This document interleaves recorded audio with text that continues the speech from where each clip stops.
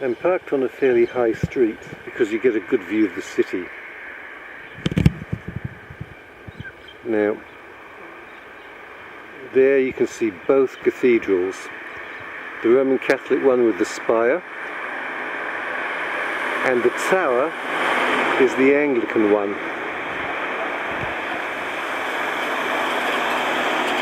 That spire is the tallest structure in Armidale, and they say that if you get lost in Armidale, just look for the spire and you'll know where you are. Now here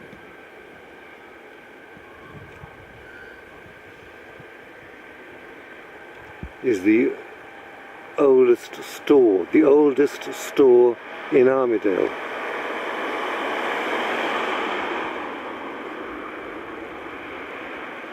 There is another very old church. Anyway, let's drive down into that area and have a closer look at all these buildings. Okay, this is St. Paul's Church, Presbyterian Church, and the Johnston Memorial Hall next to it, which is part of the church grounds. Here's the history. Late 1840s, the Presbyterian minister first preached. The congregation of St. Paul's was first established in 1850 from the established Church of Scotland. Current building was constructed in 1882 during the 46-year ministry of the Reverend Dr. Thomas Johnston.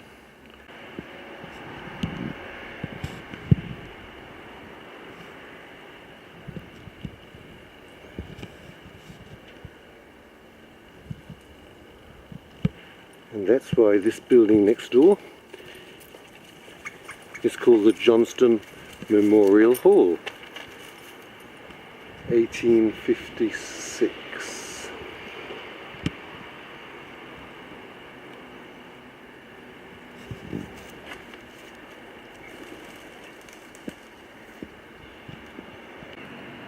Now the cathedral. This is the Anglican Cathedral, and on the opposite side of the road is the Catholic Cathedral. The Anglican Cathedral was built first, so we'll look at that first, if I can with that sun in the way. St. Peter's Cathedral, Anglican Church of Australia. Too much sun.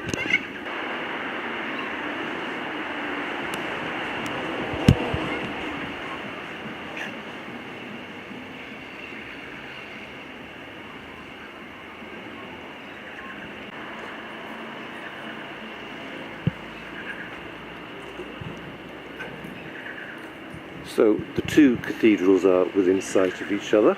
Here's the Catholic one, and we're standing in the grounds of... I learned on a guided bus tour yesterday that to be proclaimed a city,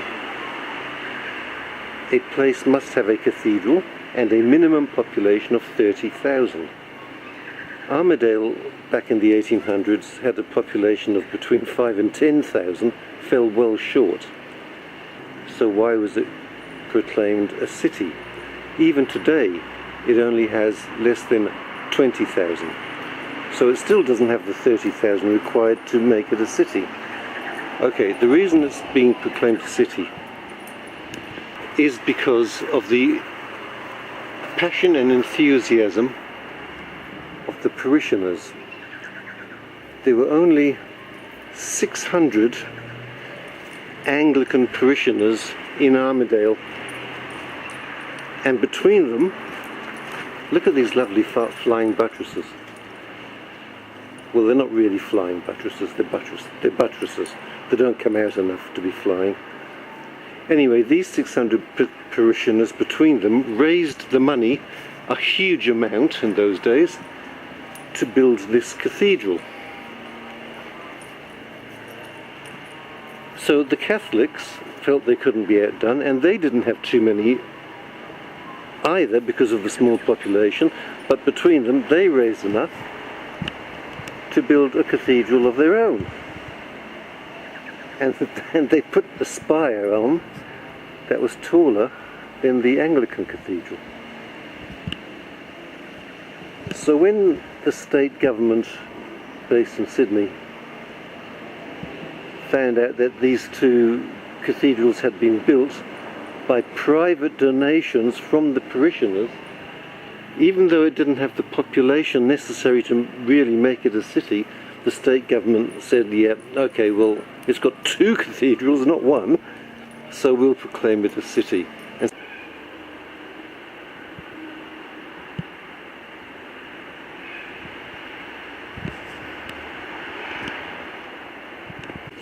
Okay, so from the Anglican cathedral, we'll cross over the street and have a look at the Catholic side of the road. A couple of Muslims walking down opposite the two cathedrals, which shows just how cosmopolitan Australia is. Yeah, I'm not sure what this building is. Maybe that was the manse. Notice it's a Celtic cross up there.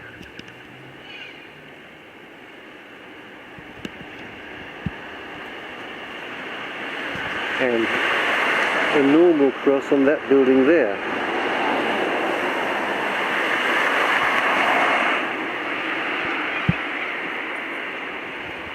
And then the cathedral itself has a different type of cross again,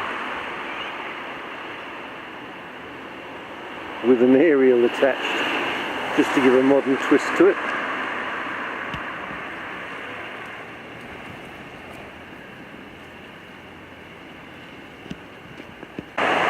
I'm not sure if that's the bell tower or whether the bell tower is in the Anglican cathedral, but on the bus tour we were told that there is a team of quite good or very good bell ringers in Armidale.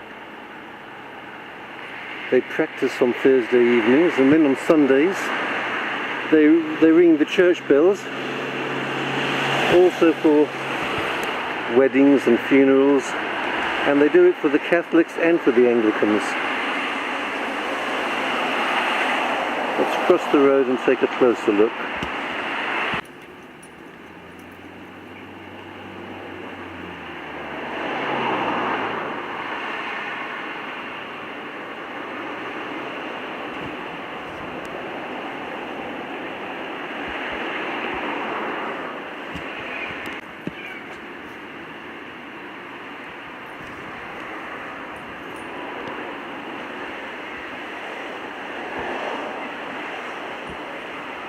There's some lovely stained glass windows here, but you wouldn't get the full visual beauty of them from outside. You'd have to be inside.